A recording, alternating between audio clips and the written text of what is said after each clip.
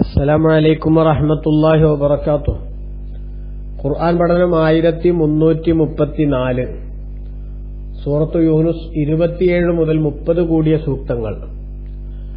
അഊദു ബില്ലാഹി മിനശ് ശൈത്വാനിർ റജീം.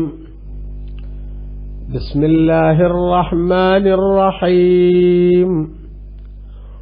والذين كسبوا السيئات جزاء سيئة بمثلها وترهقهم ذلة ما لهم من الله من عاصم كأنما أغشيت وجوههم قطعا من الليل مظلما أولئك أصحاب النار هم فيها خالدون ويوم نحشرهم جميعا ثم نقول للذين أشركوا مكانكم أنتم وشركاؤكم فزيلنا بينهم وقال شركاؤهم ما كنتم إيانا تعبدون فكفى بالله شهيدا بيننا وبينكم إن كنا عن عبادتكم لغافلين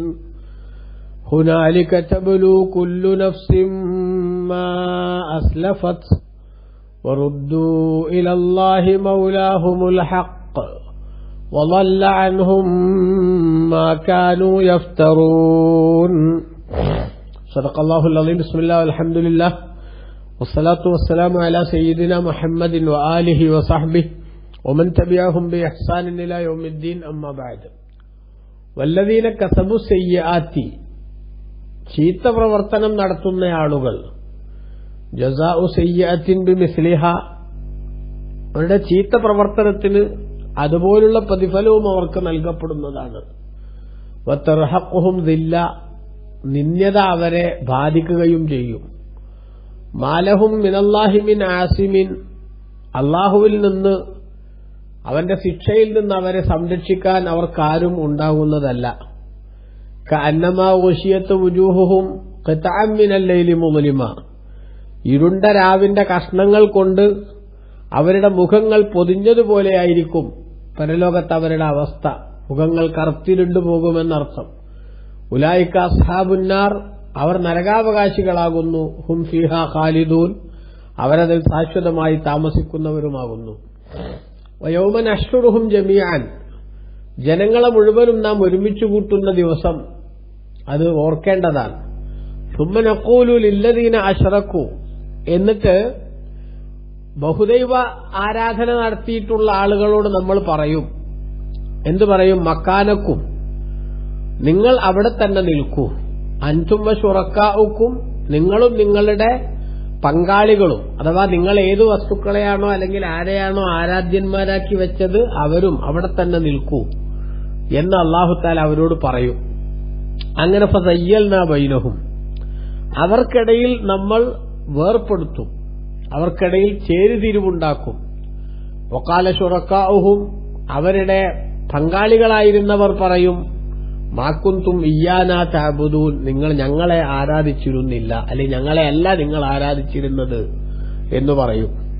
ഫകഫാ ബില്ലാഹി ഷഹീദൻ ബൈനനാ വ ബൈനക്കും നമ്മുടെയും നിങ്ങളുടെയും ഇടയിൽ സാക്ഷിയായി അല്ലാഹു മതി.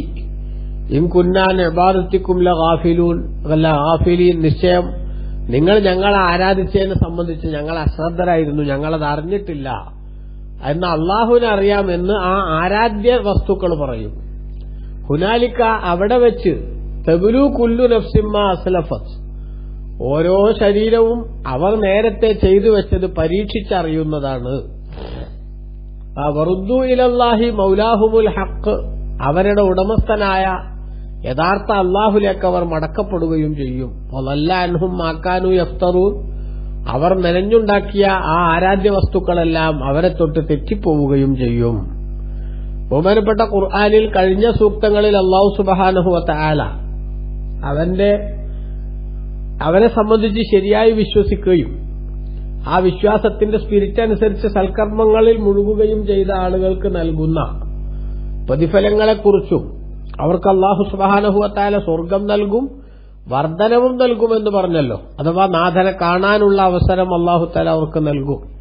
ജീവിതത്തിൽ അവർക്ക് ലഭിക്കുന്ന ഏറ്റവും വലിയ സന്തോഷം അല്ലാഹുവിനെ കാണുക എന്നതായിരിക്കും.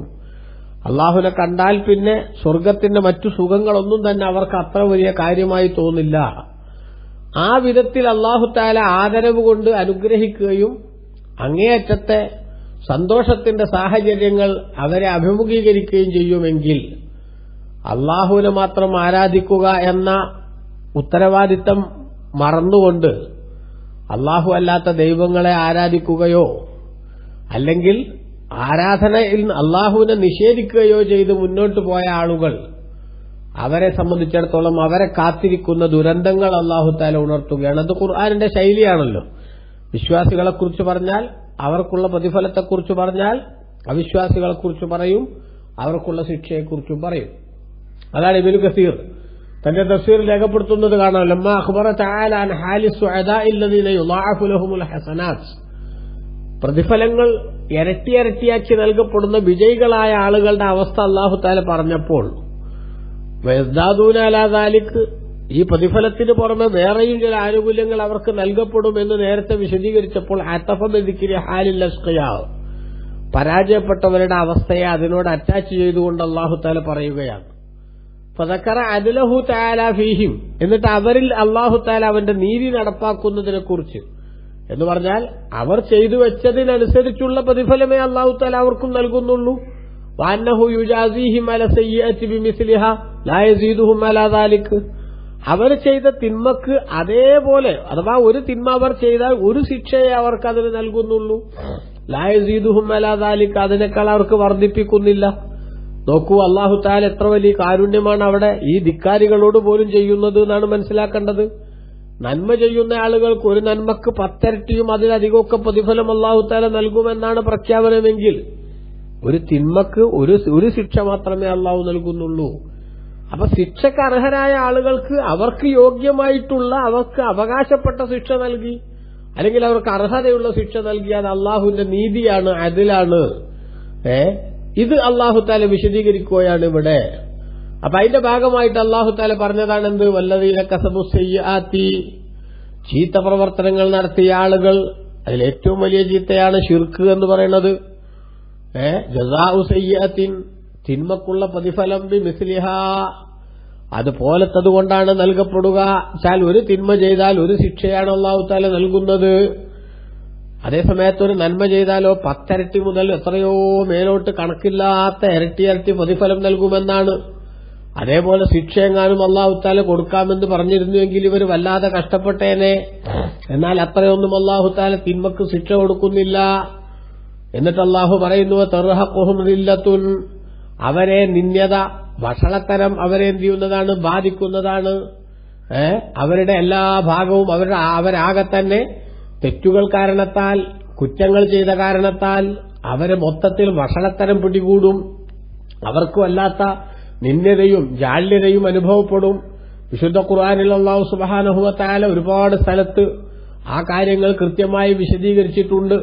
നമുക്കെല്ലാവർക്കും അറിയാമല്ലോ, ആ ശിക്ഷയുടെ അവസ്ഥകൾ കാണുന്ന സമയത്ത് ധിക്കാരികളായ ആളുകൾ നാണക്കേടുകൊണ്ട് വല്ലാത്തൊരവസ്ഥയിലെത്തും. ഖുർആൻ തന്നെ പറഞ്ഞിട്ടുണ്ടല്ലോ, യഖൂലുൽ ഇൻസാനു യൗമഇദിൻ ഐനൽ മഫർ കല്ലാ ലാ വസറ ഇലാ റബ്ബിക യൗമഇദിനിൽ മുസ്തഖർ.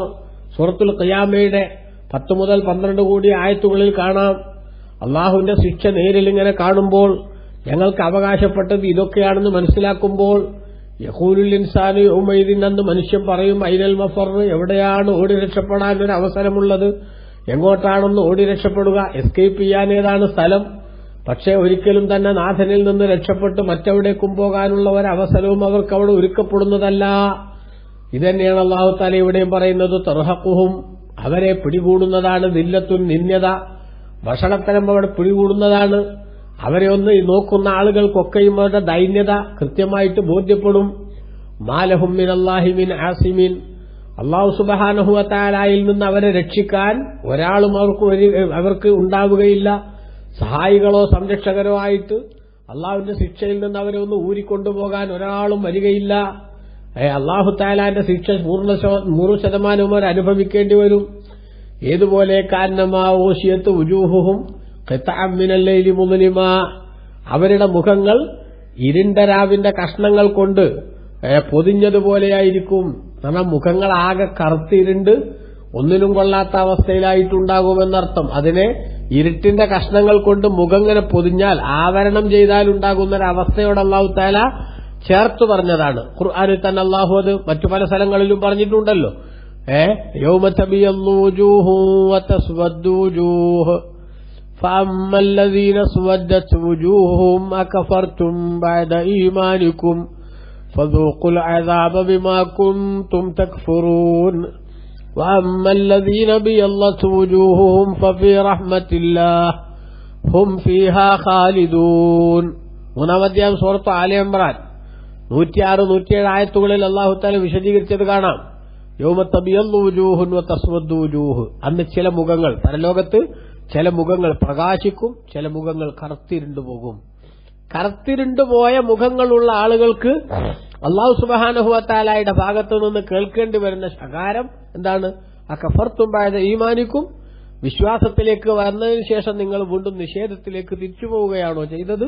ഫദൂഖുൽ അദാബ ബിമാ കുൻതും തക്ഫുറൂൻ, നിഷേധികളായ കാരണത്താൽ നിങ്ങൾ ശിക്ഷ അനുഭവിക്കുക, രുചിക്കുക എന്ന് അല്ലാഹു സുബ്ഹാനഹു വ തആല പറയും. അപ്പോ പരലോകത്ത് അവരെ എന്ത് ചെയ്യുന്നു? കഅന്നമാ ഉശിയത്ത് വുജൂഹും, അവരുടെ മുഖങ്ങൾ അവരുടെ മുഖങ്ങൾ മൂടിയതുപോലെ, പൊതിഞ്ഞതുപോലെ ഉണ്ടാകും. ഖിത്അം മിനൽ ലൈലി മുദ്ലിമാ, രാത്രിയിൽ നിന്നുള്ള ഇരുട്ടുള്ള ഭാഗങ്ങൾ, രാത്രിയുടെ കട്ട പിടിച്ച ഇരുട്ടിന്റെ കഷ്ണങ്ങൾ അവരുടെ മുഖത്ത് കൊണ്ടുവന്ന് വെച്ചാൽ ഉണ്ടാകുന്നത് പോലത്തെ കറുപ്പായിരിക്കും അവർക്കവിടെ ഉണ്ടാവുക.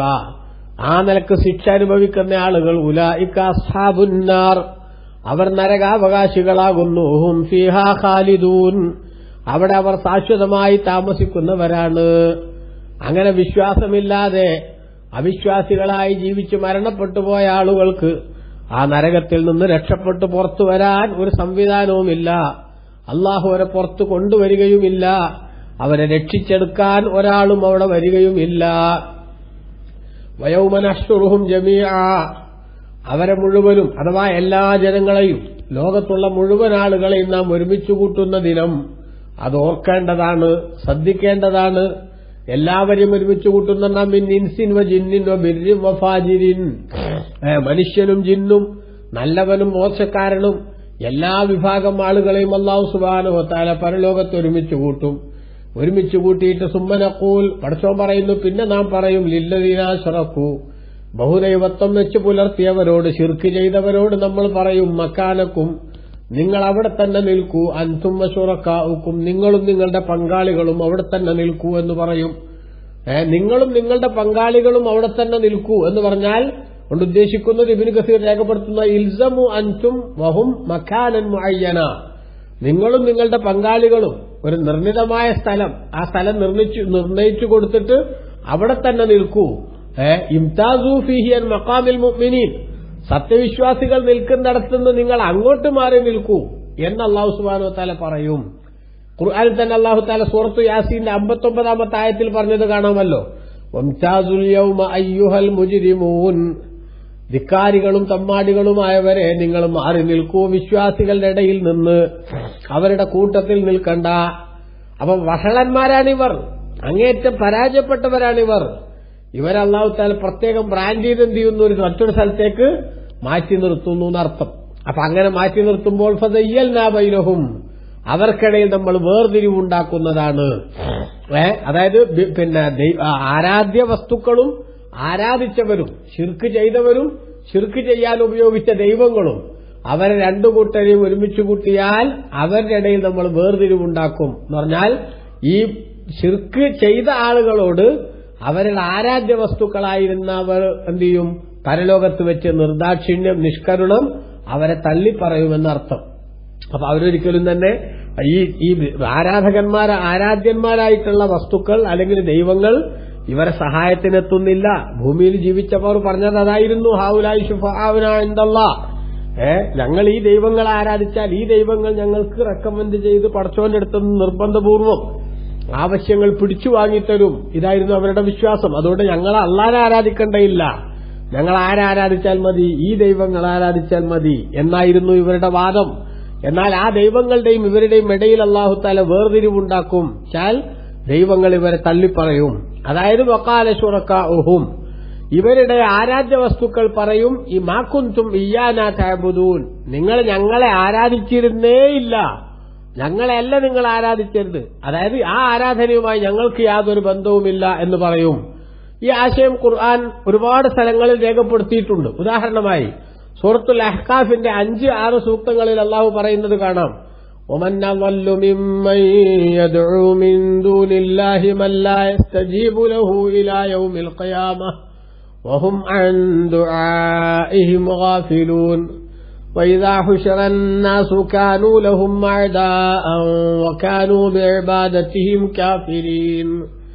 അല്ലാഹുവിന് പുറമെ ഒരു ഉത്തരവും അവർക്ക് ചെയ്തു കൊടുക്കാൻ കഴിവില്ലാത്ത വസ്തുക്കളെ ദൈവങ്ങളാക്കി വച്ചവരെക്കാൾ വഴിപഴച്ചവരാരാണുള്ളത്? അല്ലാഹു മാത്രമാണ് ആരാധ്യൻ, അവൻ മാത്രമാണ് ആരാധിക്കപ്പെടാൻ അർഹൻ. ആരാധിക്കപ്പെടാനുള്ള അർഹത മറ്റാർക്കെങ്കിലും വകവെച്ചു കൊടുത്താൽ ആ വകവെച്ചു കൊടുത്തവനേക്കാൾ വഴിപഴച്ചവൻ മറ്റാരുമില്ല. ഏറ്റവും വലിയ വഴികേടിലായവൻ അവൻ തന്നെയാണ്. എന്നു മാത്രമല്ല, ആ ആളുകൾ അഥവാ ആ ദൈവങ്ങൾ എന്ന് പറഞ്ഞ് ഇവർ പരിചയപ്പെടുത്തുന്നവർ വഹും അൻ ദുആഇഹിം ഗാഫിലൂൻ, ഇവരുടെ ആരാധനയെ സംബന്ധിച്ച് അവരശ്രദ്ധരാണ്. എന്നാൽ അവർക്ക് ഈ ആരാധനയൊന്നും അറിയണില്ല, ഇവർ ആരാധിച്ചു എന്ന് അറിയണില്ല.